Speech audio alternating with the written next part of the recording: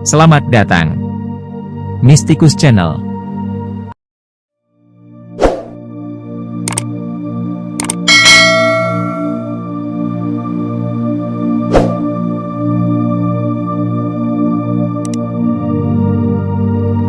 Kelahiran, nasab dan masa kecil Syekh Abil Hasan Asyadzili.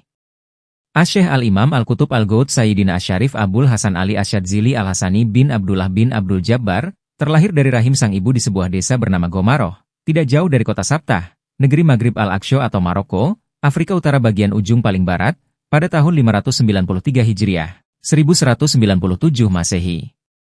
Beliau merupakan zuriat atau keturunan ke-22 dari junjungan kita Nabi besar Muhammad SAW, dengan urut-urutan sebagai berikut. Asy-Syaikh Abil Hasan Ali Asyadzili adalah putra dari 1. Abdullah bin 2. Abdul Jabbar bin 3. Tamim bin 4. Hurmus bin 5. Hotim bin 6. Kushoyi bin 7. Yusuf bin 8. Yusa bin 9. Wardi bin 10. Abu Battal bin 11. Ali bin 12. Ahmad bin 13. Muhammad bin 14. Isa bin 15. Idris Al-Mutsana bin 16. Umar bin 17. Idris bin 18. Abdullah bin 19.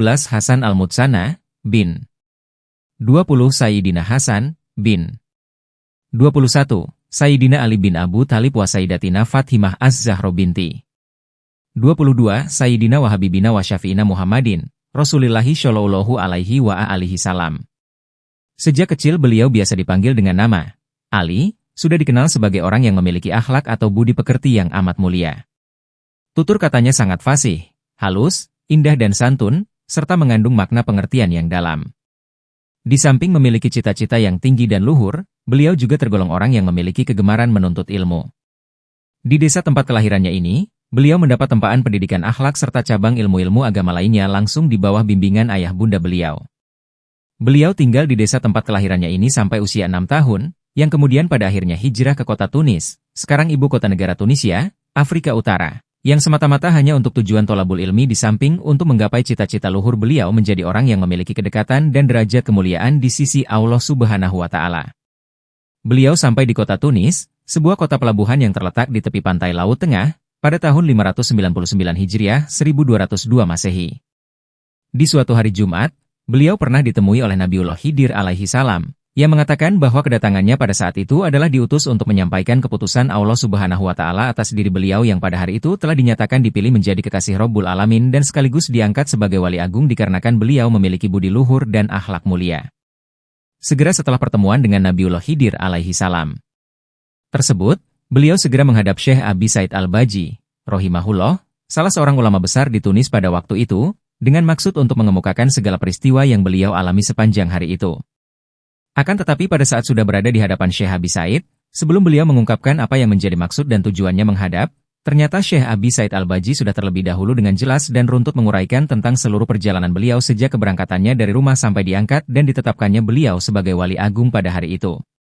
Sejak saat itu beliau tinggal bersama Syekh Abi Said sampai beberapa tahun guna menimba berbagai cabang ilmu agama. Dari Syekh Abi Said beliau banyak belajar ilmu-ilmu tentang Al-Quran, hadis, fikih, akhlak, tauhid, beserta ilmu-ilmu alat. Selain itu, karena kedekatan beliau dengan sang guru, beliau juga berkesempatan mendampingi Syekh Abi Said menunaikan ibadah haji ke Mekah Al-Mukarramah sampai beberapa kali. Namun, setelah sekian tahun menuntut ilmu, beliau merasa bahwa seluruh ilmu yang dimilikinya, mulai dari ilmu fikih, tasawuf, tauhid, sampai ilmu-ilmu tentang Al-Quran dan hadis, semuanya itu beliau rasakan masih pada tataran syariat atau kulitnya saja. Karena itu beliau berketetapan hati untuk segera menemukan jalan, thariqat, itu sekaligus pembimbing, mursyidnya dari seorang wali kutub yang memiliki kewenangan untuk memandu perjalanan ruhaniah beliau menuju kehadirat Allah Subhanahu wa Ta'ala. Maka dengan tekad yang kuat beliau memberanikan diri untuk berpamitan sekaligus memohon doa restu kepada sang guru, Syekh Abi Said Al-Baji, untuk pergi merantau demi mencari seseorang yang berkedudukan sebagai kutub. Perantauan mencari sang kutub. Tempat pertama yang dituju oleh beliau adalah kota Mekah yang merupakan pusat peradaban Islam dan tempat berhimpunnya para ulama dan syolihin yang berdatangan dari seluruh penjuru dunia untuk memperdalam berbagai cabang ilmu-ilmu agama. Namun setelah berbulan-bulan tinggal di Mekah, beliau belum juga berhasil menemukan orang yang dimaksud. Sampai akhirnya pada suatu saat beliau memperoleh keterangan dari beberapa ulama di Mekah bahwa sang kutub yang beliau cari itu kemungkinan ada di negeri Irak yang berjarak ratusan kilometer dari kota Mekah. Sesampainya di Irak, dengan tidak membuang-buang waktu, segeralah beliau bertanya ke sana-sini tentang seorang wali kutub yang beliau cari kepada setiap ulama dan masyayikh yang berhasil beliau temui. Akan tetapi, mereka semua rata-rata menyatakan tidak mengetahui keberadaan seorang wali kutub di negeri itu. Memang sepeninggal Sultanil Auliail Qutbi Robbani wal Ghautsi Syomadani Sayyidisi Syekh Abu Muhammad Abdul Qadir Al-Jilani, radhiyallahu an, kedudukan wali kutub yang menggantikan Syekh Abdul Qadir Jilani oleh Allah disamarkan atau tidak dinampakkan dengan jelas. Pada waktu kedatangan Syekh Abil Hasan ke Baghdad itu, Syekh Abdul Qadir Jailani, 470-561 Hijriah, 1077-1166 Masehi, sudah wafat sekitar 50 tahun sebelumnya. Selisih waktu antara wafatnya Syekh Abdul Qadir dan lahirnya Syekh Abil Hasan terpaut sekitar 32 tahun. Dikala hidupnya, Syekh Abdul Qadir diakui oleh para ulama Minasyidikin sebagai seorang yang berkedudukan Qutbul Ghaus. Akhirnya, beliau mendengar adanya seorang ulama yang merupakan seorang pemimpin dan khalifah Thariqat Rifaiyah yaitu Syekh Sholih Abul Fatah Al-Wasiti, radhiyallahu an. Syekh Abul Fatah adalah yang memiliki pengaruh dan pengikut cukup besar di Irak pada waktu itu. Segeralah beliau sowan kepada Syekh Abul Fatah dan mengemukakan bahwa beliau sedang mencari seorang wali kutub yang akan beliau minta kesediaannya untuk menjadi pembimbing dan pemandu perjalanan ruhani beliau menuju ke hadirat Allah Subhanahu wa Ta'ala. Mendengar penuturan beliau, Syekh Abul Fatah sembari tersenyum kemudian mengatakan, "Wahai anak muda, engkau mencari kutub jauh-jauh sampai ke sini, padahal orang yang engkau cari sebenarnya berada di negeri asalmu sendiri. Beliau adalah seorang kutubus zamanan agung pada saat ini. Sekarang pulanglah engkau ke Maghrib, Maroko, daripada bersusah payah berkeliling mencari di negeri ini." Beliau, pada saat ini sedang berada di tempat kholwatnya, di sebuah gua di puncak gunung. "Temuilah yang engkau cari di sana." Berguru kepada sang kutub. Beberapa saat setelah mendapat penjelasan dari Syekh Abul Fatah Al-Wasiti, beliau segera mohon diri sekaligus minta doa restu agar beliau bisa segera berhasil menemukan sang kutub yang sedang dicarinya. Sesampainya di Maroko, beliau langsung menuju ke desa Gomaroh, tempat di mana beliau dilahirkan. Tidak berapa lama kemudian, beliau segera bertanya-tanya kepada penduduk setempat maupun setiap pendatang di manakah tinggalnya sang kutub. Hampir setiap orang yang beliau temui selalu ditanyai tentang keberadaan sang kutub. Akhirnya setelah cukup lama mencari didapatlah keterangan bahwa orang yang dimaksud oleh Syekh Abul Fatah tiada lain adalah Sayyidis Syekh Sholih Al-Qutub Al-Ghaus Asy-Syarif Abu Muhammad Abdus Salam bin Masyisi Al-Hasani, yang pada saat itu sedang berada di tempat pertapaannya, di suatu gua yang letaknya di puncak sebuah gunung di padang Barbatoh. Demi mendengar keterangan itu, sama seperti yang dijelaskan oleh Syekh Abul Fatah Al-Wasiti Al-Iraqi, segera saja beliau menuju ke tempat yang ditunjukkan itu. Setelah melakukan perjalanan yang memakan waktu beberapa hari, akhirnya ditemukanlah gunung yang dimaksud. Beliau segera mendaki gunung itu menuju ke puncaknya. Dan, memang benar adanya, di puncak gunung tersebut terdapat sebuah gua. Sebelum beliau melanjutkan perjalanannya untuk naik ke gua itu, beliau berhenti di sebuah mata air yang terdapat di bawah gua tersebut. Selanjutnya beliau lalu mandi di pancuran mata air itu. Hal ini beliau lakukan semata-mata demi untuk memberikan penghormatan serta untuk mengagungkan sang kutub, sebagai salah seorang yang memiliki derajat kemuliaan dan keagungan di sisi Rabbul Alamin, di samping juga sebagai seorang calon guru beliau. Begitu setelah selesai mandi, beliau merasakan betapa seluruh ilmu dan amal beliau seakan luruh berguguran. Dan seketika itu pula beliau merasakan kini dirinya telah menjadi seorang yang benar-benar fakir dari ilmu dan amal. Kemudian, setelah itu beliau lalu berwudu dan mempersiapkan diri untuk naik menuju ke gua tersebut. Dengan penuh rasa tawaduk dan rendah diri, beliau mulai mengangkat kaki untuk keluar dari mata air itu. Namun, entah datang dari arah mana, tiba-tiba datang seseorang yang tampak sudah lanjut usia. Orang tersebut mengenakan pakaian yang amat sederhana. Bajunya penuh dengan tambalan. Sebagai penutup kepala, orang sepuh itu mengenakan songkok yang terbuat dari anyaman jerami. Dari sinar wajahnya menunjukkan bahwa orang tersebut memiliki derajat kesyolihan dan ketakwaan yang amat luhur. Kendati berpenampilan sederhana, tetapi orang tersebut tampak sangat anggun, arif, dan berwibawa. Kakek tua itu kemudian mendekati beliau seraya mengucapkan salam, "Ya Assalamualaikum." Beliau, dengan agak sedikit terkejut, serta-merta menjawab salam orang itu. Waalaikumsalam warahmatullahi wabarakatuh. Belum pula habis rasa keterkejutan beliau, orang tersebut terlebih dahulu menyapa dengan mengatakan, "Marhaban." Ya, Ali bin Abdullah bin Abdul Jabbar bin Tamim bin, dan seterusnya nasab beliau disebutkan dengan runtut dan jelas sampai akhirnya berujung kepada baginda Rasulullah Shallallahu Alaihi Wasallam. Mendengar itu semua, beliau menyimaknya dengan penuh rasa takjub. Belum sampai beliau mengeluarkan kata-kata, orang tersebut kemudian melanjutkan, "Ya Ali, engkau datang kepadaku sebagai seorang fakir, baik dari ilmu maupun amal perbuatanmu, maka engkau akan mengambil dari aku kekayaan dunia dan akhirat." Dengan demikian, maka jadi jelas dan yakinlah beliau kini, bahwa orang yang sedang berada di hadapannya itu adalah benar-benar Asy-Syaikh Al-Qutub Al-Ghaus Abu Muhammad Abdus Salam bin Masyisi Al-Hasani, radhiyallahu an, orang yang selama ini dicari-carinya. Wahai anakku, hanya puji syukur alhamdulillah kita haturkan kehadirat Allah Subhanahu wa Ta'ala yang telah mempertemukan kita pada hari ini. Berkata Syekh Abdus Salam lagi, "Ketahuilah, wahai anakku, bahwa sesungguhnya sebelum engkau datang ke sini, Rasulullah Shallallahu Alaihi Wasallam telah memberitahukan kepadaku segala hal ihwal tentang dirimu, serta akan kedatanganmu pada hari ini. Selain itu, aku juga mendapat tugas dari beliau agar memberikan pendidikan dan bimbingan kepada engkau. Oleh karena itu, ketahuilah, bahwa kedatanganku ke sini memang sengaja untuk menyambutmu." Selanjutnya, beliau tinggal bersama dengan sang guru di situ sampai waktu yang cukup lama. Beliau banyak sekali mergu ilmu-ilmu tentang hakikat ketuhanan dari Syekh Abdus Salam, yang selama ini belum pernah beliau dapatkan. Tidak sedikit pula ujangan dan nasihat-nasihat yang Asy-Syaikh berikan kepada beliau. Pada suatu hari dikatakan oleh Asy-Syaikh kepada beliau, "Wahai anakku, hendaknya engkau semua senantiasa melanggengkan toharoh, mensucikan diri, dari syirik. Maka, setiap engkau berhadas cepat-cepatlah bersuci dari kenajisan cinta dunia. Dan setiap kali engkau condong kepada syahwat, maka perbaikilah apa yang hampir menodai dan menggelincirkan dirimu." Berkata Asy-Syaikh Ibnu Masyisi kepada beliau, "Pertajam penglihatan imanmu, niscaya engkau akan mendapatkan Allah, dalam segala sesuatu, pada sisi segala sesuatu, bersama segala sesuatu, atas segala sesuatu, dekat dari segala sesuatu, meliputi segala sesuatu. Dengan pendekatan itulah sifatnya, dengan meliputi itulah bentuk keadaannya." Di lain waktu guru beliau, radhiyallahu an, itu mengatakan, semulia-mulia amal adalah 4 disusul 4. Kecintaan demi untuk Allah, ridho atas ketentuan Allah, zuhud terhadap dunia, dan tawakal atas Allah. Kemudian disusul pula dengan 4 lagi, yakni menegakkan fardu-fardu Allah, menjauhi larangan-larangan Allah, bersabar terhadap apa-apa yang tidak berarti, dan warok menjauhi dosa-dosa kecil berupa segala sesuatu yang melalaikan.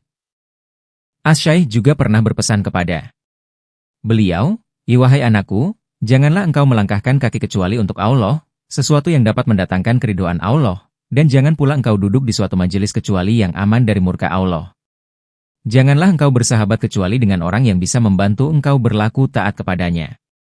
Serta jangan memilih sahabat karib kecuali orang yang bisa menambah keyakinanmu terhadap Allah." Asy-Syaikh Abdus Salam sendiri adalah merupakan pribadi yang amat berpegang teguh kepada kitab Allah dan As-Sunnah. Walaupun pada kenyataannya Syekh Abil Hasan adalah muridnya, namun Syekh Abdus Salam juga amat mengagumi akan ilmu yang dimiliki oleh sang murid, terutama tentang kitabullah dan sunnah, di samping derajat kesyolihan dan kewaliannya, serta kekeramatan Syekh Abul Hasan. Tetapi, dari semua yang beliau terima dari Asy-Syaikh, hal yang terpenting dan paling bersejarah dalam kehidupan beliau di kemudian hari ialah diterimanya ijazah dan bayat sebuah thariqat dari Asy-Syaikh Abdus Salam yang rantai silsilah thariqat tersebut sambung-menyambung tiada putus sampai akhirnya berujung kepada Allah Subhanahu wa Ta'ala. Silsilah thariqat ini urut-urutannya adalah sebagai berikut. Beliau, Asy-Syaikh Al-Imam Abil Hasan Ali Asyadzili menerima bayat thariqat dari 1. Asy-Syaikh Al-Qutub Asy-Syarif Abu Muhammad Abdus Salam bin Masyisi. Beliau menerima talqin dan bayat dari 2. Al-Qutub Asy-Syarif Abdurrahman Al-Attor Az-Zayat Al-Hasani Al-Madani, dari 3. Qutbil Aulia, Taqiyuddin Al-Fuqair Asy-Syufi, dari 4. Sayyidis Syekh Al-Qutub Fahruddin, dari 5. Sayyidis Syekh Al-Qutub Nuruddin Abil Hasan Ali, dari 6. Sayyidis Syekh Muhammad Tajuddin, dari 7. Sayyidis Syekh Muhammad Syamsuddin, dari 8. Sayyidis Syekh Al-Qutub Zainuddin Al-Qaswini, dari 9. Sayyidis Syekh Al-Qutub Abi Isya Ibrahim Al-Basri, dari 10. Sayyidis Syekh Al-Qutub Abil Qasim Ahmad Al-Marwani, dari 11. Sayyidis Syekh Abu Muhammad Said, dari 12. Sayyidis Syekh Sa'ad, dari 13. Sayyidis Syekh Al-Qutub Abi Muhammad Fathu Suudi, dari 14. Sayyidis Syekh Al-Qutub Muhammad Said Al-Ghazwani, dari 15. Sayyidis Syekh Al-Qutub Abi Muhammad Jabir, dari 16. Sayyidina Syarif Al-Hasan bin Ali, dari 17. Sayyidina Ali bin Abi Tholib, karramallahu wajah, dari 18. Sayyidina wa Habibina wa Syafi'ina wa Maulana Muhammadin, Shallallahu alaihi wa alihi wasallam, dari 19. Sayyidina Jibril, alaihi salam, dari 20. Robbul Izzati Robbul Alamin. Setelah menerima ajaran dan bayat thariqat ini, dari hari ke hari beliau merasakan semakin terbukanya mata hati beliau. Beliau banyak menemukan rahasia-rahasia ilahiyah yang selama ini belum pernah dialaminya. Sejak saat itu pula beliau semakin merasakan dirinya kian dalam menyelam ke dasar samudera hakikat dan makrifatullah. Hal ini, selain berkat dari keagungan ajaran thariqat itu sendiri, juga tentunya karena kemuliaan barokah yang terpancar dari ketakwaan sang guru, Asy-Syaikh Abdus Salam bin Masyisi, radhiyallahu an. Thariqat ini pula, di kemudian hari, yaitu pada waktu beliau kelak bermukim di negeri Tunisia dan Mesir, beliau kembangkan dan sebarluaskan ke seluruh penjuru dunia melalui murid-murid beliau. Oleh karena beliau adalah orang yang pertama kali mendakwahkan dan mengembangkan ajaran thariqat ini secara luas kepada masyarakat umum, sehingga akhirnya masyhur di mana-mana, maka beliau pun kemudian dianggap sebagai pendiri thariqat ini yang pada akhirnya menisbatkan nama thariqat ini dengan nama besar beliau, dengan sebutan Thariqat Syadziliyah. Banyak para ulama dan pembesar-pembesar agama di seluruh dunia, dari saat itu sampai sekarang, yang mengambil berkah dari mengamalkan thariqat ini. Sebuah thariqat yang amat sederhana, tidak terlalu membebani bagi khalifah dan para guru mursyidnya serta para pengamalnya. Setelah cukup lama beliau tinggal bersama Asy-Syaikh, maka tibalah saat perpisahan antara guru dan murid.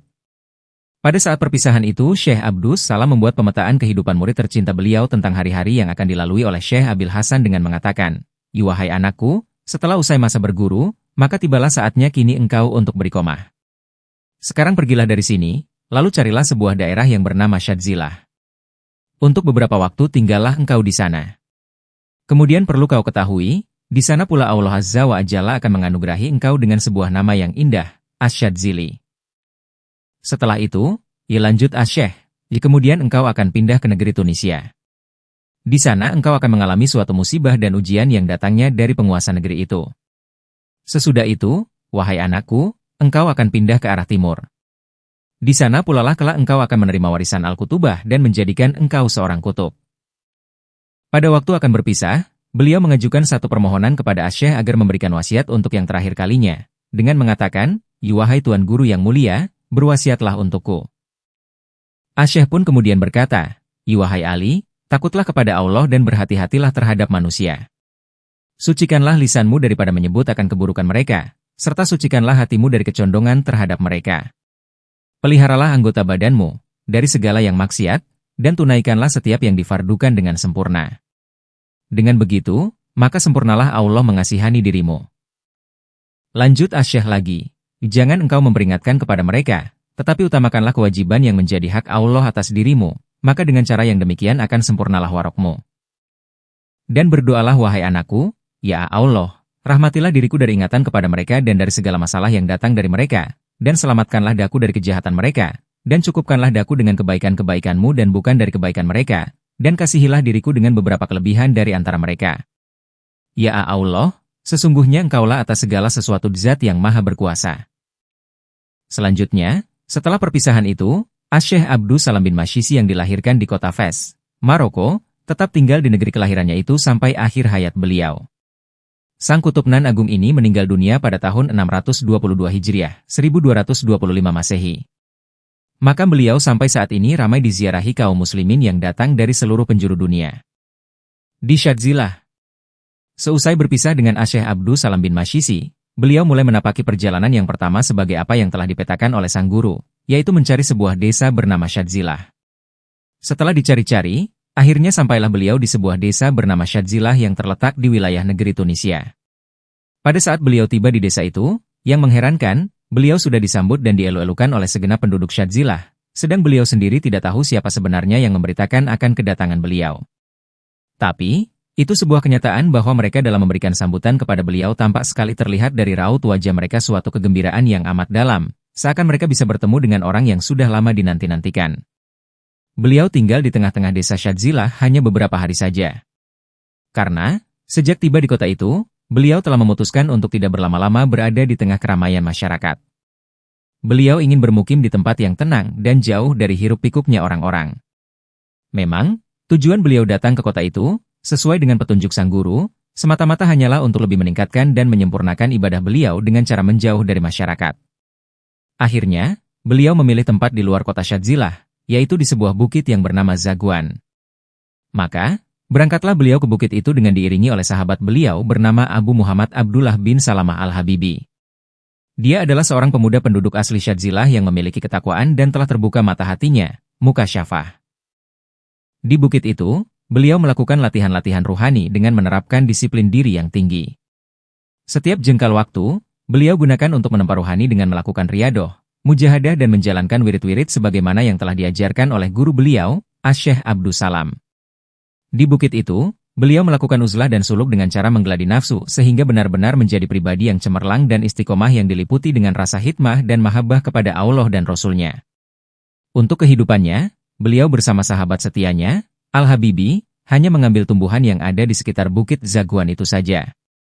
Tetapi, sejak beliau bermukim di bukit itu, Allah Subhanahu wa Ta'ala telah mengaruniakan sebuah mata air untuk memenuhi keperluan beliau. Pernah, pada suatu hari, beliau menyaksikan Gusi Al-Habibi terluka hingga mengeluarkan darah lantaran terkena ranting dari dedaunan yang dimakannya. Melihat hal itu, beliau menjadi terharu karena sahabat yang setia mengiringinya harus mengalami kesakitan. Segera saja, setelah itu, beliau mengajak Al-Habibi turun ke desa Syadzila untuk mencari makanan yang lunak. Dan sekiranya telah tercukupi, maka beliau berdua segera naik kembali ke Bukit Zaguan untuk meneruskan perjalanan. Memang, semenjak beruzlah di bukit itu, kadang-kadang beliau berdua turun ke desa Syadzila untuk berbagai keperluan. Berkaitan dengan pengalaman keruhanian, diceritakan oleh Al-Habibi, bahwa pada suatu ketika dia pernah melihat dalam pandangan mata batinnya, nampak segerombolan malaikat, alaihimus sholatu wassalam, mengerumuni Asy-Syaikh. Bahkan, lanjut Al-Habibi, sebagian dari malaikat itu ada yang berjalan beriringan bersamaku dan ada pula yang bercakap-cakap dengan aku. Tidak jarang pula dilihat oleh Al-Habibi arwah para waliullah yang secara berkelompok maupun sendiri-sendiri, mendatangi dan mengerubuti Asy-Syaikh. Para wali-wali itu, rohimahumullah, dikatakan oleh Al-Habibi, merasakan memperoleh berkah lantaran kedekatan dan kebersamaan mereka dengan Asy-Syaikh.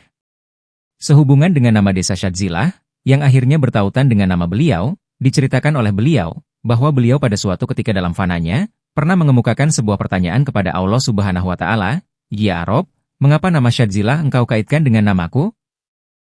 Maka, dikatakan kepadaku, "Ya Ali, aku tidak menamakan engkau dengan nama Asyadzili, tetapi Asyadzli." Penekanan kata pada DZ, yang artinya jarang, langka, yaitu karena keistimewaanmu dalam menyatu untuk berkhidmat demi untukku dan demi cinta kepadaku. Beliau tinggal di Bukit Zaguan itu sampai bertahun-tahun. Sampai pada suatu hari, beliau mendapatkan perintah dari Allah Subhanahu wa Ta'ala agar turun dari bukit dan keluar dari tempat kholwatnya untuk segera mendatangi masyarakat.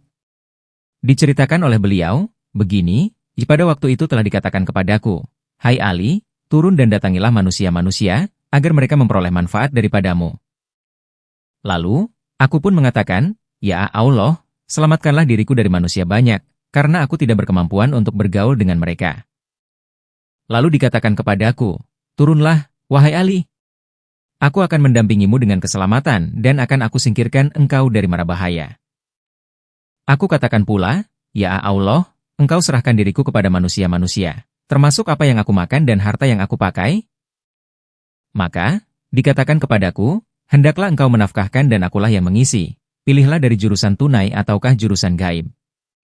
Setelah selesai menjalani seperti apa yang telah dipetakan oleh Asy-Syaikh Abdus Salam dan setelah mendapat perintah untuk keluar dari tempat uzlahnya guna mendatangi masyarakat, maka beliau segera melanjutkan perjalanannya sesuai dengan pemetaan berikutnya, yaitu menuju ke kota Tunis. Bermukim di Mesir. Beberapa hari Asy-Syaikh dan rombongan melakukan perjalanan, tibalah Asy-Syaikh di negeri Mesir. Beliau langsung menuju ke kota Iskandaria, kota indah yang selalu beliau singgahi setiap perjalanan haji beliau. Al-Kisah, pada saat Asy-Syaikh menginjakan kaki di negeri Mesir, saat itu bertepatan tanggal 15 Syakban, Nisfu Syakban. Dan, karena takdir Allah jualah, hari itu bersamaan dengan wafatnya Asy-Syaikh Abul Hajjaj Al-Aqsyari, radhiyallahu an, yang dikenal sebagai Kutubuz Zaman pada waktu itu. Sehingga, di kemudian hari, Oleh para ulama Minasyidikin Mesir, Asy-Syaikh Abul Hasan Asyadzili diyakini sejak hari itu juga telah ditetapkan oleh Allah Subhanahu wa Ta'ala sebagai wali kutub menggantikan Asy-Syaikh Abul Hajjaj Al-Aqsyari. Kedatangan beliau di kota Iskandaria ini mendapatkan sambutan hangat dari Sultan Mesir maupun penduduk yang sudah banyak mengenal dan mendengar nama beliau. Tidak hanya orang-orang dari kalangan biasa, tapi juga segenap ulama, para syolihin dan syiddiqin, para ahli hadis, ahli fikih, dan manusia-manusia yang sudah mencapai tingkat kemuliaan lainnya. Mereka semua, dengan senyum kebahagiaan membuka tangan seraya mengucapkan, "Marhaban, ahlan wa sahlan." Pertemuan mereka dengan Asy-Syaikh tampak begitu akrab dan hangatnya, seakan-akan perjumpaan sebuah keluarga yang telah lama terpisah. Sebagaimana negeri Irak, negeri Mesir juga merupakan gudangnya para ulama besar minasyolihin di wilayah itu. Oleh Sultan Mesir, beliau diberi hadiah sebuah tempat tinggal yang cukup luas bernama Buruj As-Sur. Tempat itu berada di kota Iskandaria, sebuah kota yang terletak di pesisir Laut Tengah. Kota Iskandaria, Alexandria, terkenal sebagai kota yang amat indah, menyenangkan, dan penuh keberkahan. Di komplek pemukiman beliau itu terdapat tempat penyimpanan air dan kandang-kandang hewan. Di tengah-tengah komplek terdapat sebuah masjid besar, dan di sebelahnya ada pula peta-peta kamar sebagai zawiyah, tempat tinggal para murid thariqat untuk uzlah atau suluk. Di tempat itu pula Asy-Syaikh melaksanakan pernikahan dan membangun bahtera rumah tangga beliau. Dari pernikahan Asy-Syaikh, lahirlah beberapa putra dan keturunan beliau, di antaranya, Asy-Syaikh Syahabuddin Ahmad, Abul Hasan Ali, Abu Abdullah Muhammad Syarafuddin, Zainab, dan Arifatul Khair. Sebagian putra-putri beliau itu setelah menikah kemudian menetap di kota Damanhur, tidak jauh dari Iskandaria. Sedangkan sebagian lagi tetap tinggal di Iskandaria menemani Asy-Syaikh bersama ibunda mereka. Seperti apa yang telah beliau lakukan selama di Tunisia, di negeri para ulama, ini pun Asy-Syaikh juga tetap berdakwah dan mengajar. Asy-Syaikh menjadikan kota Iskandaria yang penuh keberkahan ini sebagai pusat dakwah dan pengembangan thariqat beliau pada tahun 642 Hijriah, 1244 Masehi. Beliau kemudian membangun sebuah masjid dengan menara-menara besar yang menjulang tinggi ke angkasa. Di salah satu menara itu Asy-Syaikh menjalankan tugas sebagai seorang guru mursyid, yaitu sebagai tempat untuk membayat murid-murid beliau. Sedangkan di bagian menara yang lain, beliau pergunakan sebagai tempat untuk menyalurkan kebiasaan beliau selama ini, yaitu kholwat. Selain di Iskandaria, di kota Kairo pun, sebagai pusat pemerintahan kerajaan Mesir, beliau juga memiliki aktivitas rutin mengajar. Dalam waktu yang tidak terlalu lama, majelis-majelis pengajian beliau dibanjiri pengunjung, baik dari kalangan masyarakat awam, keluarga dan petinggi kerajaan, maupun para ulama besar dan terkemuka. Para orang-orang alim dan soleh yang bertemu dan mengikuti penguraian dan pengajian-pengajian beliau, yang datang dari barat maupun timur, mereka semua merasa kagum dengan apa yang disampaikan oleh Asy-Syaikh. Bahkan, tidak sampai berhenti di situ saja. Mereka kemudian juga berbayat kepada Asy-Syaikh sekaligus menyatakan diri sebagai murid beliau.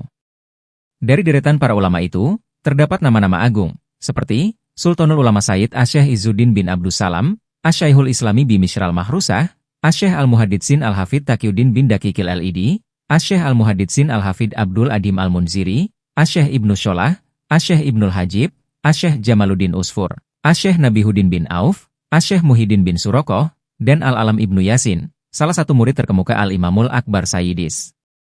Syekh Muhyiddin Ibnul Arabi, radhiyallahu an, wafat tahun 638 Hijriah, 1240 Masehi, serta masih banyak lagi yang lainnya.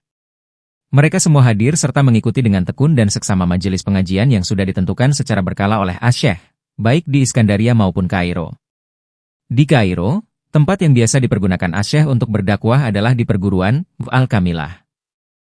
Selain dakwah dan syiar beliau melalui majelis-majelis pengajian, khususnya dalam bidang ilmu tasawuf, semakin berkembang dan mengalami kemajuan pesat, thariqat yang beliau dakwahkan pun semakin berkibar. Orang-orang yang datang untuk berbayat dan mengambil barokah thariqat beliau datang dari segala penjuru dan memiliki latar belakang beraneka warna. Mulai dari masyarakat umum hingga para ulama, para pejabat hingga rakyat jelata. Zawiyah, pondok pesulukan, sebagai wadah penempaan ruhani, yang beliau dirikan pun kian hari semakin dipadati oleh santri-santri beliau. Thariqat yang Asy-Syaikh terima dari guru beliau, Asy-Syaikh Abdus Salam bin Masyisi, beliau dakwahkan secara luas dan terbuka. Sebuah thariqat yang mempunyai karakter tasawuf ala Maghribi, yaitu lebih memiliki kecenderungan dan warna syukur, sehingga bagi para pengikutnya merasakan dalam pengamalannya tidak terlalu memberatkan. Dalam pandangan thariqat ini, segala yang terhampar di permukaan bumi ini, baik itu yang terlihat, terdengar, terasa, menyenangkan, maupun tidak menyenangkan, semuanya itu merupakan media yang bisa digunakan untuk berlari kepada Allah Subhanahu wa Ta'ala. Selain itu, thariqat yang beliau populerkan ini juga dikenal sebagai thariqat yang termudah dalam hal ilmu dan amal, ihwal dan makom, ilham dan makol, serta dengan cepat bisa menghantarkan para pengamalnya sampai ke hadirat Allah Subhanahu wa Ta'ala. Di samping itu, thariqat ini juga terkenal dengan keluasan, keindahan, dan kehalusan doa dan hizib-hizibnya. Di samping kiprah beliau dalam syiar dan dakwah serta pembinaan ruhani bagi para murid-muridnya, Asy-Syaikh juga turut secara langsung terjun dan terlibat dalam perjuangan di medan peperangan. Ketika itu, Raja Prancis Louis IX yang memimpin tentara salib bermaksud hendak membasmi kaum muslimin dari muka bumi sekaligus menumbangkan Islam dan menaklukkan seluruh jazirah Arab. Asy-Syaikh, yang kala itu sudah berusia 60 tahun lebih dan dalam keadaan sudah hilang penglihatan, meninggalkan rumah dan keluarga berangkat ke kota Al-Mansyurah. Beliau bersama para pengikutnya bergabung bersama para mujahidin dan tentara Mesir. Sedangkan pada waktu itu pasukan musuh sudah berhasil menduduki kota pelabuhan Dimyat dan akan dilanjutkan dengan penyerbuan mereka ke kota Al-Mansyurah. Selain Syekh Abul Hasan, tidak sedikit para ulama Mesir yang turut berjuang dalam peristiwa itu. Antara lain, Al-Imam Syekh Izzuddin bin Abdussalam, Syekh Majduddin bin Taqiyuddin Ali bin Wahab Al-Kusyairi, Syekh Muhyiddin bin Surokoh, dan Syekh Majduddin Al-Ihmimi. Para syolihin dan ulama minasyidikin itu, di waktu siang hari berpelubahkan berdarah-darah di medan pertempuran bersama para pejuang lainnya demi tetap tegaknya panji-panji Islam. Sedangkan, apabila malam telah tiba, mereka semua berkumpul di dalam kemah untuk bertawajuh, menghadapkan diri kepada Allah Subhanahu wa Ta'ala, dengan melakukan sholat dan menengadahkan tangan untuk berdoa dan bermunajat kepada Sang Penguasa, agar kaum muslimin memperoleh kemenangan. Setelah selesai mereka beristighotsah, di tengah kepekatan malam, mereka kemudian mengkaji dan mendaras kitab-kitab, terutama yang dinilai ada hubungannya dengan situasi pada saat itu. Kitab-kitab itu antara lain, Ihya Ulumuddin, Kutul Qulub, dan Ar-Risalah. Dan, alhamdulillah, karena anugerah Allah Jualla akhirnya peperangan itu dimenangkan oleh kaum muslimin. Raja Louis IX beserta para panglima dan bala tentaranya berhasil ditangkap dan ditawan. Perlu diketahui, sebelum berakhirnya peperangan itu, pada suatu malam Asy-Syaikh, dalam mimpi beliau, bertemu dengan Rasulullah Shallallahu Alaihi Wasallam. Pada waktu itu, Rasulullah Shallallahu Alaihi Wasallam berpesan kepada beliau supaya memperingatkan Sultan agar tidak mengangkat pejabat-pejabat yang lalim dan korup.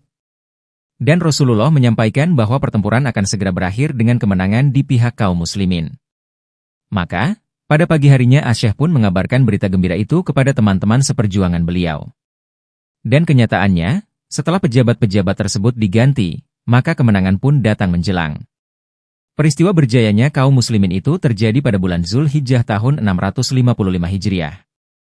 1257 Masehi. Usai peperangan itu Asy-Syaikh lalu kembali ke Iskandaria. Wafatnya Asy-Syaikh Abu Hasan Asyadzili. Asy-Syaikh menjalankan dakwah dan mensyiarkan thariqatnya di negeri Mesir itu sampai pada bulan Syawal 656 Hijriah. 1258 Masehi.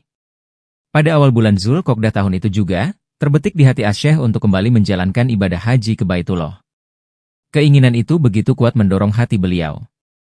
Maka, kemudian diserukanlah kepada seluruh keluarga beliau dan sebagian murid Asy-Syaikh untuk turut menyertai beliau. Ketika itu Asy-Syaikh juga memerintahkan agar rombongan membawa pula seperangkat alat untuk menggali.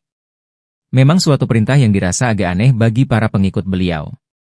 Pada saat ada seseorang yang menanyakan tentang hal itu, Asy-Syaikh pun menjawab, "Ya, siapa tahu di antara kita ada yang meninggal di tengah perjalanan nanti." Pada hari yang sudah ditentukan, berangkatlah rombongan dalam jumlah besar itu meninggalkan negeri Mesir menuju kota Makkah Al-Mukarramah. Pada saat perjalanan sampai di Gurun, Idzab, sebuah daerah di tepi pantai Laut Merah, tepatnya di desa Humaid Saroh, yaitu antara Ghana dan Qusair, Asy-Syaikh memberi aba-aba agar rombongan menghentikan perjalanan untuk beristirahat. Setelah mereka semua berhenti, lalu didirikanlah tenda-tenda untuk tempat peristirahatan. Kemudian, setelah mereka sejenak melepas penatnya, lalu Asy-Syaikh meminta agar mereka semua berkumpul di tenda Asy-Syaikh. Setelah para keluarga dan murid beliau berkumpul, lalu Asy-Syaikh memberikan beberapa ujangan dan wasiat-wasiat beliau kepada mereka. Di antara wasiat yang beliau sampaikan, Asy-Syaikh mengatakan, "Wahai anak-anakku, perintahkan kepada putra-putramu agar mereka menghafalkan Hizib Bahri. Karena, ketahuilah bahwa di dalam Hizib itu terkandung Ismullahil Aqdam, yaitu nama-nama Allah yang Maha Agung." Kemudian, setelah Asy-Syaikh menyampaikan pesan-pesan beliau itu, lalu Asy-Syaikh bersama dengan murid terkemuka beliau, Asy-Syaikh Abul Abbas Al-Mursi, meninggalkan mereka ke suatu tempat yang tidak jauh dari tenda-tenda itu. Tapi dalam waktu yang tidak terlalu lama, sepasang insan mulia itu sudah kembali masuk ke tenda semula, di mana pada waktu itu seluruh keluarga dan para murid beliau masih menunggunya. Setelah Asy'ah kembali duduk bersama mereka lagi, kemudian beliau berkata, "Wahai putra-putraku dan sahabat-sahabatku, apabila sewaktu-waktu aku meninggalkan kalian nanti, maka hendaklah kalian memilih Abul Abbas Al-Mursi sebagai penggantiku. Karena, ketahuilah bahwa dengan kehendak dan ridho Allah Subhanahu wa Ta'ala, telah aku tetapkan dia untuk menjadi khalifah yang menggantikan aku setelah aku tiada nanti. Dia adalah penghuni makom yang tertinggi di antara kalian dan dia merupakan pintu gerbang bagi siapa saja yang menuju kepada Allah Subhanahu wa Ta'ala." Pada waktu antara maghrib dan isyak, beliau tiba-tiba berkehendak untuk mengerjakan wudhu. Kemudian beliau memanggil Asy'ah Abu Abdullah Muhammad Syarafuddin, radhiyallahu an, salah satu putra beliau, "Ihai Muhammad, tempat itu," Asy'ah menunjuk ke sebuah timba, "agar engkau isi dengan air sumur itu." Di luar tenda memang terdapat sebuah sumur yang biasa diambil airnya oleh para kafilah yang melintas di daerah itu. Air sumur itu rasanya asin karena tempatnya memang tidak terlalu jauh dari tepi laut atau pantai. Mengetahui air sumur itu asin, maka putra belia itu pun memberanikan diri untuk matur dengan mengatakan, "Wahai guru, air sumur itu asin, sedangkan yang hamba bawa ini air tawar." Syekh Syarafuddin menawarkan kepada beliau air tawar yang sudah disiapkan dan memang sengaja dibawa sebagai bekal di perjalanan. Kemudian Asy'ah mengatakan, Iya, aku mengerti.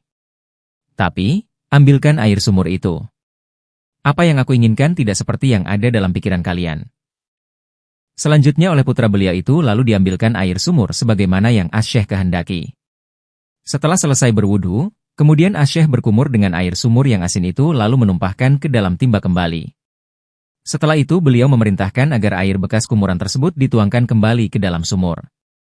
Sejak saat itu, dengan izin Allah yang Maha Agung, air sumur itu seketika berubah menjadi tawar dan sumbernya pun semakin membesar. Sumur itu hingga sekarang masih terpelihara dengan baik. Setelah itu kemudian Asy'ah mengerjakan sholat isyak lalu diteruskan dengan sholat-sholat sunat. Tidak berapa lama kemudian Asy'ah lalu berbaring dan menghadapkan wajah beliau kepada Allah Subhanahu wa Ta'ala. Tawajuh, seraya berzikir sehingga, kadang-kadang, mengeluarkan suara yang nyaring, sampai-sampai terdengar oleh para murid dan sahabat-sahabat beliau. Pada malam itu tiada henti-hentinya Asy'ah memanggil-manggil Tuhannya dengan mengucapkan, Ilahi, Ilahi, wahai Tuhanku, wahai Tuhanku. Dan kadang-kadang pula beliau lanjutkan dengan mengucapkan, Ya Allahumma mata yakunu liko. Ya Allah, kapan kiranya hamba bisa bertemu? Sepanjang malam itu, keluarga dan murid Asy'ah dengan penuh rasa tawaduk, saling bergantian menunggui, merawat, dan mendampingi beliau. Ketika waktu sudah sampai di penghujung malam, yaitu menjelang terbitnya fajar, setelah Asy'ah sudah beberapa saat terdiam dan tidak mengeluarkan suara, maka mereka pun mengira bahwa Asy'ah sudah nyenyak tertidur pulas. Asy'ah Syarafuddin perlahan-lahan mendekati beliau. Kemudian, dengan cara yang amat halus, putra beliau itu lalu menggerak-gerakkan tubuh Asy'ah. Sedikit terkejut dan tertegun Syekh Syarafuddin mendapatinya, karena Asy'ah Al-Imam Al-Qutub, radhiyallahu an, ternyata sudah berpulang ke rahmatullah. Inna lillahi wa inna ilaihi rojiun. Ketika itu beliau berusia 63 tahun, sama dengan usia Rasulullah Shallallahu Alaihi Wasallam. Setelah sholat subuh pada pagi hari itu, jasad Asy'ah nan suci pun segera dimandikan dan dikafani oleh keluarga dan para murid beliau.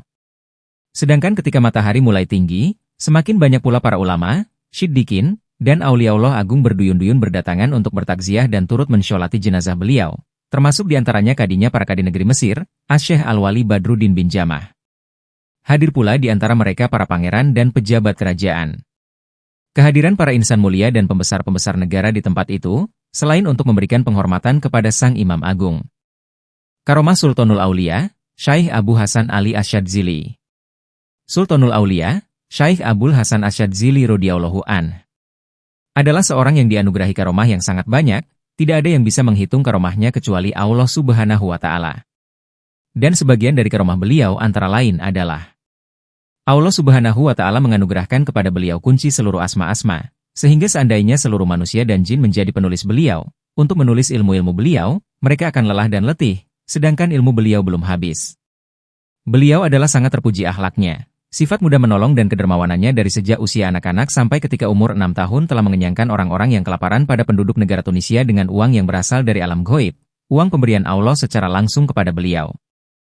Beliau didatangi Nabiullah Khidir alaihi salam untuk menetapkan Juwilayatul Adzimah kepada beliau, menjadi seorang wali yang mempunyai kedudukan tinggi, ketika beliau baru berusia 6 tahun.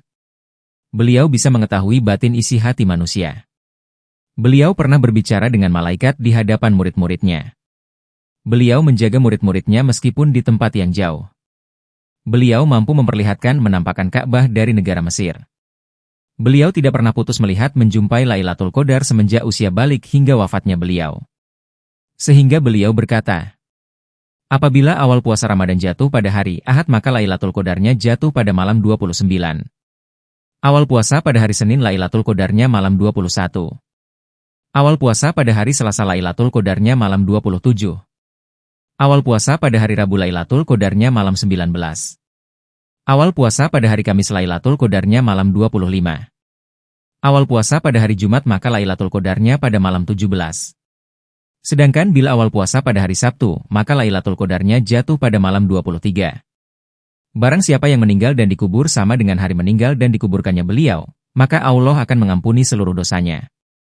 Doa beliau mustajabah, dikabulkan oleh Allah Subhanahu wa Ta'ala. Beliau tidak pernah terhalang sekejap mata pandangannya dari Rasulullah Shallallahu Alaihi Wasallam selama 40 tahun. Artinya beliau selalu berjumpa dengan Rasulullah selama 40 tahun. Beliau dibukakan oleh Allah, bisa melihat lembaran buku murid-murid yang masuk ke dalam thariqahnya, padahal lebar bukunya tersebut berukuran sejauh mata memandang. Hal ini berlaku bagi orang yang langsung bayat kepada beliau dan juga bagi orang sesudah masa beliau sampai dengan akhir zaman. Dan seluruh murid-muridnya, pengikut thariqahnya, diberi karunia bebas dari neraka. Syekh Abul Hasan Asyadzili radhiyallahu an. Sungguh telah digembirakan diberi karunia. Barang siapa yang melihat beliau dengan rasa cinta dan rasa hormat tidak akan mendapatkan celaka. Beliau menjadi sebab keselamatan murid-muridnya pengikutnya, akan memberikan syafaat di akhirat. Beliau berdoa kepada Allah Subhanahu wa Ta'ala, agar menjadikan tiap-tiap wali kutub sesudah beliau sampai akhir zaman diambil dari golongan thariqahnya. Dan Allah telah mengabulkan doa beliau tersebut. Maka dari itu wali kutub sesudah masa beliau sampai akhir zaman diambil dari golongan pengikut beliau. Syekh Abul Abbas Al-Mursi radhiyallahu an berkata, ya apabila Allah Subhanahu wa Ta'ala menurunkan bala bencana yang bersifat umum maka pengikut thariqah Syadziliyah akan selamat dari bencana tersebut sebab karomah Syekh Abul Hasan Asyadzili radhiyallahu an. Syekh Syamsuddin Al-Hanafi radhiyallahu an mengatakan bahwa pengikut thariqah Syadziliyah dikaruniai kemuliaan 3 macam yang tidak diberikan pada golongan thariqah yang lainnya. 1. Pengikut thariqah Syadziliyah telah dipilih di Lauhil Mahfudz. 2. Pengikut thariqah Syadziliyah apabila jadzab majdub akan cepat kembali seperti sedia kala. 3. Seluruh wali kutub yang diangkat sesudah masa Syekh Abul Hasan Asyadzili radhiyallahu an akan diambil dari golongan ahli thariqah Syadziliyah. Apabila beliau mengasuh mengajar murid-muridnya sebentar saja, sudah akan terbuka hijab. Rasulullah Shallallahu Alaihi Wasallam memberikan izin bagi orang yang berdoa kepada Allah Subhanahu Wa Ta'ala dengan bertawasul kepada Syekh Abul Hasan Asyadzili. Abdul Wahab Asy-Syakrani berkata, Syekh Abul Hasan Asyadzili adalah termasuk di antara mereka, para wali. Beliau banyak menerima dan menyimpan petuah-petuah yang disampaikan oleh Abul Wafa. Di antara karyanya adalah kitab Faikah Lid-Diniyah. Kitab ini berisi tata cara untuk memperoleh bermacam-macam ilmu. Kitab ini amat gamblang, jelas, isinya, bahkan karena kehebatannya, tidak ada karya satupun yang dapat menandinginya. Dijelaskan, Abul Hasan Asyadzili termasuk orang yang paling sering berjumpa dengan Rasulullah Shallallahu Alaihi Wasallam. Pada suatu ketika beliau bertemu dengan Rasulullah Shallallahu Alaihi Wasallam. Beliau mengatakan kepada Rasulullah Shallallahu Alaihi Wasallam, sesungguhnya banyak orang mendustakan aku, jika aku menjelaskan kebenaran pertemuanku denganmu. Jawab Rasulullah, demi kemuliaan Allah dan keagungannya, orang yang tidak mempercayaimu, atau mendustakanmu, ia tidak akan mati kecuali dengan cara Yahudi atau Nasrani atau Majusi. Lalu beliau berkata, wahai Rasulullah, Allah melipat gandakan 10 sholawat bagi orang yang membaca sholawat atasmu hanya sekali. Apakah hal itu terbatas terhadap orang yang menghadirkan hatinya saja? Jawab Rasulullah, bahkan hal itu juga diperuntukkan juga bagi orang yang membaca sholawat atasku meskipun ia melupakan aku, dan Allah memberikan semaksimal gunung, dan para malaikat ikut mendoakannya dan memohonkan ampunan baginya. Adapun yang menghadirkan hatinya, maka balasannya tidak diketahui kecuali Allah sendiri. Beliau berkata, suatu ketika aku membaca, Muhammadun basyarun la kal basyari, bal huwa kal yaquti bainal hajari. Muhammad adalah manusia tetapi tidak seperti manusia. Tetapi dia adalah permata di antara kedua batu. Malamnya aku bertemu Rasulullah dan berkata padaku, Ya sesungguhnya Allah telah mengampuni kamu beserta orang yang mengucapkan kalimat ini bersamamu. Maka beliau dalam suatu majelis membaca kalimat itu, dan ini terjadi sampai beliau wafat. Beliau berkata, "Ya akan sampai kepada kita seseorang yang bernama Muhammad pada hari kiamat." Maka Allah berkata padanya, "Ya mengapa kamu tidak malu jika bermaksiat kepadaku, sedang namamu menggunakan nama kekasihku, Muhammad? Tetapi, meskipun begitu, aku malu menyiksamu karena namamu menggunakan nama kekasihku. Pergilah, masuklah ke surga." Dauh-dauh Syaikh Abu Hasan Asyadzili. Imam Syadzili itu adalah lebih makrifat-makrifatnya orang yang ada pada saat itu, maka dari itu Syaikh Taqiyuddin bin Daqiq al-Id radhiyallahu an berkata, "Aku belum pernah melihat orang yang lebih makrifat pada Allah daripada Syaikh Abi Hasan Asyadzili. Beliau itu adalah orang yang luas dalam ilmu hakikatnya." Sebagian yang menunjukkan bahwa beliau memiliki ilmu hakikat yang agung ialah beliau pernah berkata, "Saya pernah diberi kabar gembira seperti ini. Hai Ali, tak ada majelis ilmu fikih yang lebih agung di atas bumi ini daripada majelisnya Syaikh Izzuddin Abdissalam sebagai Sultan Ulama, dan tak ada majelis ilmu hadis yang agung di atas bumi ini daripada majelisnya Syaikh Abdil Adim Al-Mundiri, dan tak ada majelis ilmu hakikat yang agung di atas bumi ini daripada majelismu." Syaikh Abi Hasan Asyadzili pernah berkata, "Saya bertemu Rasul lalu saya bertanya apa hakikinya mengikuti?" Rasul menjawab, "Dia itu melihat orang yang diikuti dalam segala tingkah, dan bersama dalam segalanya, dan ada di dalamnya setiap waktu apa saja." Dan Syaikh Abi Hasan Asyadzili juga berkata, "Jika kamu ingin benar dalam setiap ucapan maka perbanyaklah membaca surat Qul huwallahu ahad, dan jika kami ingin mudahnya rizki maka perbanyaklah membaca surat Qul a'udzu birabbil falaq, dan jika kamu ingin selamat maka perbanyaklah membaca surat Qul a'udzu birabbin nas." Wali Kutub Robbani Syaikh Abdul Wahab As-Sakroni berkata, sebagian ulama berkata paling sedikitnya memperbanyak bacaan ialah 70 kali setiap hari sampai 700 kali. Syaikh Abi Hasan berkata, lebih benar-benarnya ucapan ialah ucapan la ilaha illallah dalam keadaan bersih. Dan Syaikh Abi Hasan juga berkata, jika kamu ingin hatimu tidak jelek, tidak menemui kesusahan dan prihatin, dan tidak terus-menerus ke tempat dosa, maka perbanyaklah membaca, Subhanallahi wa bihamdihi subhanallahil adhim la ilaha illahua. Allahumma sabit ilma ha'afi qalbi waqfir lil zanbi. Syaikh Abi Hasan radhiyallahu an berkata, kamu jangan memilih suatu perkara, dan pilihlah perkara yang tidak dipilih. Dan Syaikh Abi Hasan juga berkata, para wali itu tidak butuh segala sesuatu, cukup dengan mempunyai Allah, dan mereka cukup bersama Allah tanpa pemikiran dan pilihan lain. Sedangkan para orang alim mempunyai pemikiran dan pilihan untuk kebaikan dan pembicaraan untuk mendapatkan faidah-faidah. Syaikh Abi Hasan Asyadzili radhiyallahu an berkata, ada satu perkara yang bisa menghancurkan beberapa amal, dan kebanyakan manusia tidak mengingatnya, yaitu bencinya hamba pada kodo, Allah, ketentuan Allah. Dan juga ada dua kebaikan yang menjadikan tidak akan berbahaya dengan banyaknya kejelekan, yaitu ridho dengan kodo Allah dan memaafkan hamba Allah. Dan beliau juga berkata, seorang hamba tak akan bisa menghindar dari neraka kecuali mencegah anggota badannya dari maksiat pada Allah dan menghiasi dirinya dengan menjaga amanat Allah dan membuka hatinya untuk melihat Allah dan membuka lisan dan batinnya untuk munajat pada Allah dan menghilangkan hijab, tirai, di antara dirinya dan di antara sifat-sifat Allah dan mensaksikan dirinya terhadap ruh-ruh kalimat Allah kepada Allah. Syaikh Abil Hasan Asyadzili berkata, ketika zikir terasa berat di lisanmu dan banyak sia-sianya dalam ucapanmu dan tergelarnya anggota badan dalam syahwatmu dan buntunya pintu pemikiran dalam kebaikanmu, maka ketahuilah sesungguhnya yang seperti itu dari besarnya dosamu atau adanya irodah, kehendak, munafik di dalam hatimu, dan tidak ada jalan untukmu kecuali satu jalan, yaitu taubat dan berbuat baik, dan mohon perlindungan Allah, dan ikhlas di dalam agama Allah. Apakah kau tidak mendengarkan firman Allah? Kecuali orang-orang yang mau bertaubat dan berbuat baik, minta perlindungan kepada Allah dan membersihkan agama mereka, maka mereka itulah orang-orang yang bisa bersama-sama dengan orang-orang mukmin. Dan Allah tidak mengatakan dengan perkataan, sebagian dari golongan orang-orang mukmin, maka berangan-anganlah dengan perkara ini jika kamu menjadi orang pandai. Syaikh Abil Hasan Asyadzili berkata, apabila ilmu kasafmu, terbukanya hati, bertentangan dengan Quran hadis, maka berpeganglah dengan Quran dan hadis dan tinggalkan saja ilmu kasafmu dan katakan pada dirimu, sesungguhnya Allah menjamin menjaga saya di dalam Quran hadis, dan tidak menjamin, tidak bertanggung jawab, dari arah ilmu kasaf, ilmu ilham, bisikan, ilmu musyahadah, melihat perkara goib, dan juga para ulama sepakat sebaiknya tidak mengamalkan ilmu kasaf, ilmu ilham, ilmu musyahadah kecuali setelah ditinjau sesuai Quran hadis. Dan beliau juga berkata, bila ada seseorang menghalangimu menuju Allah maka tetap teguhlah dan mantaplah. Allah telah berfirman, hai orang-orang yang beriman, bila kalian bertemu menghadapi suatu kaum, golongan, maka tetap teguhlah dan berzikirlah, berdoalah pada Allah dengan banyak supaya kalian semua beruntung.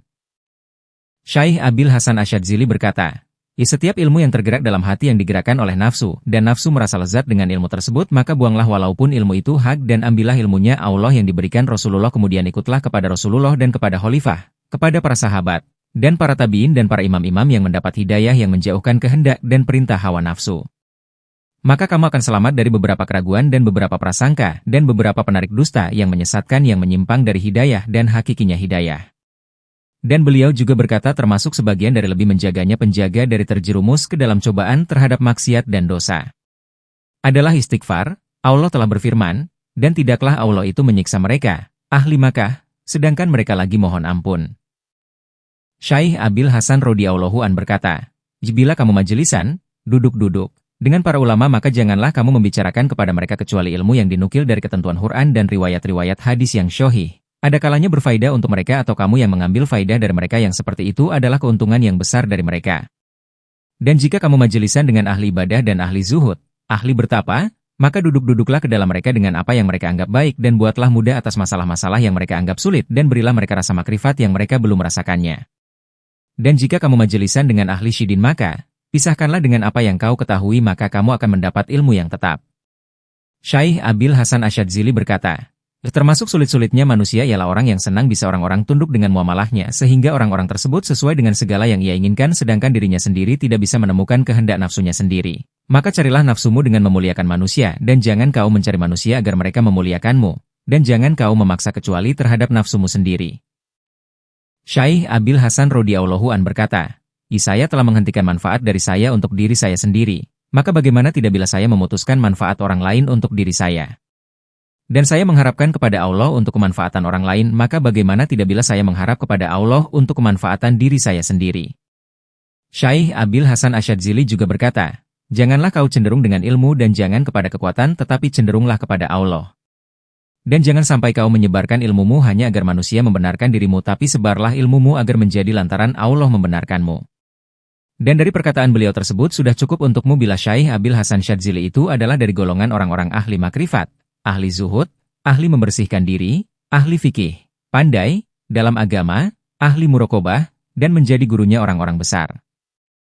Syaikh Abil Hasan radhiyallahu an pernah berkata kepada para sahabatnya, makanlah dari makanan yang enak-enak dan minumlah dengan minuman lebih lezat, lebih segar, dan tidurlah di kasur-kasur yang empuk dan pakailah pakaian yang lebih halus, lebih bagus. Maka sesungguhnya di antara kalian semua ketika melakukan seperti itu, dan mengucapkan Alhamdulillah, maka seluruh anggota badan bisa menerima untuk bersyukur.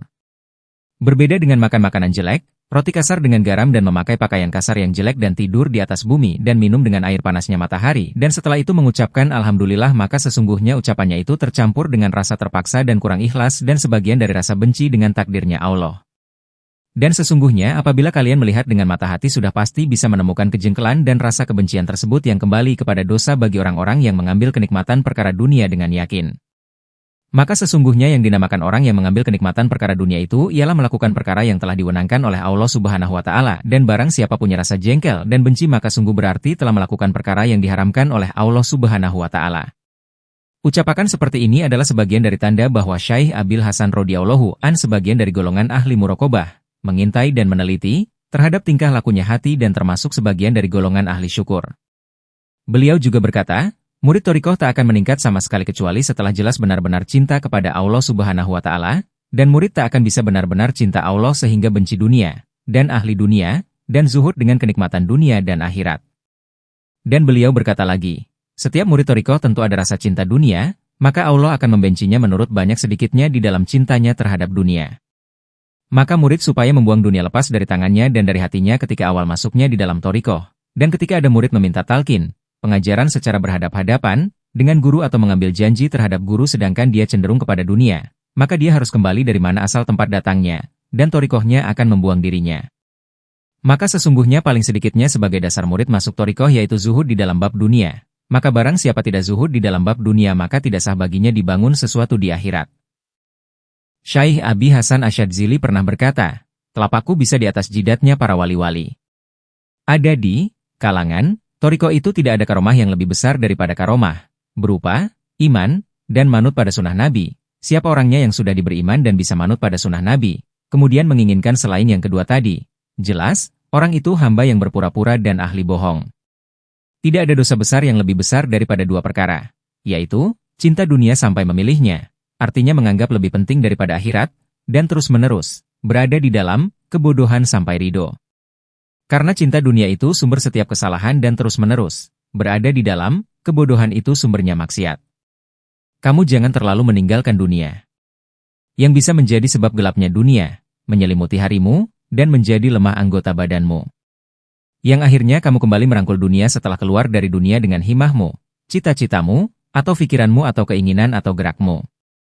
Kamu supaya menetapkan perkara 5 yang membersihkan badanmu yang ada dalam perkataan yaitu, Subhanallahi walhamdulillahi wala ilaha illallahu wallahu akbar wala haula wala quwata illa billahi. Dan perkara 5 yang membersihkan badanmu yang ada dalam pekerjaan yaitu sholat 5 waktu dan membersihkan badan dari rasa memiliki daya dan kekuatan. Tandanya orang yang mendapat kebahagiaan di akhirat, yaitu, orang yang tahu kebenaran lalu mau tawaduk pada orang yang ahli kebenaran walaupun melakukan kejelekan apa saja.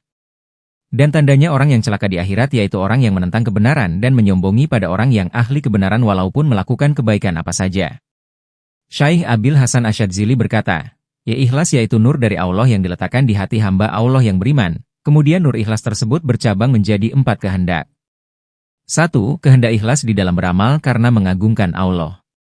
2. Kehendak ikhlas karena mengagungkan perintah Allah. 3. Kehendak ikhlas karena mencari pahala dari Allah. 4. Kehendak ikhlas di dalam membersihkan amal dari yang berbau mencari selain Allah, dan tidak menjaga selain karena Allah.